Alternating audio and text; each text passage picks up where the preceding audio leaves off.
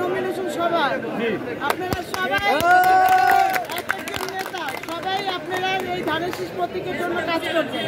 আপনাকে কোনো সময় ধানের শীষ প্রতীক বিজয় লাভ করা সম্ভব না। বিগত দিনে যেইভাবে পরিশ্রম করছে এখনো আর সবাই আমার নেত্রীর জন্য দোয়া করবেন।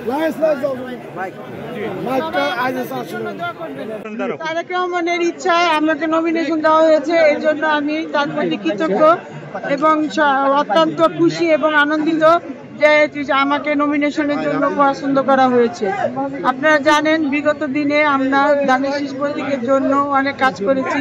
স্বৈরাচারী সরকারের আমলে অনেক কথা বলার ক্ষমতা ছিল না, আমাদের কোনো কাজ করার কোনো প্রোগ্রাম করার ক্ষমতা ছিল না। আমরা সেই সময় কাজ করেছি, আমাদের অনেক মামলা হামলারও শিকার হতে হয়েছে, তারপর আমরা কাজ করেছি। এগুলি মূল্যায়নের উপরেই আমার মনে হয় আমাদের নেতা তারেক জিয়া আমার প্রতি সেই সদয় হয়েছেন। এই জন্য আমি তার প্রতি আবার কৃতজ্ঞতা জানাই এবং ধন্যবাদ জানাই।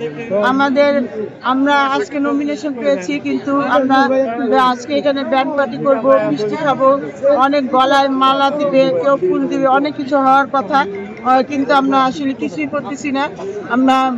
আমি বলে দিয়েছি যে আমাদের নেত্রী খালেদা জিয়া অসুস্থ, তার সুস্থতার জন্য আমরা আগামীকাল 5 তারিখে সমস্ত মসজিদে দোয়া পড়াবো এবং সবাই আপনারা যারা আছেন সবাই তার জন্য দোয়া করবেন।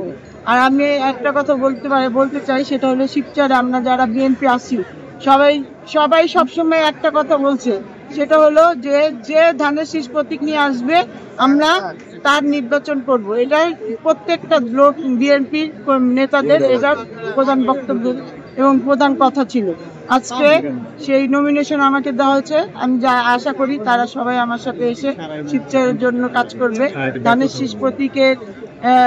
শীষ প্রতীকের এমপিকে বিজয় করে আনবে এবং তারা সবাই যদি কাজ করে তাহলে আমি এই আসনে বিজয় হবে ইনশাআল্লাহ। শিবচরবাসীর প্রতি আমার প্রথমত আহ্বান থাকবে আমার নেত্রীর জন্য দোয়া করার জন্য, তারা সেজন্য সুস্থ হয়ে আমাদের মাঝে আসতে পারে এবং তাদের প্রতি আমার আহ্বান তারা যেন ধানের শীষ প্রতীকে ভোট দিয়ে যেন আমাকে জয়যুক্ত করে।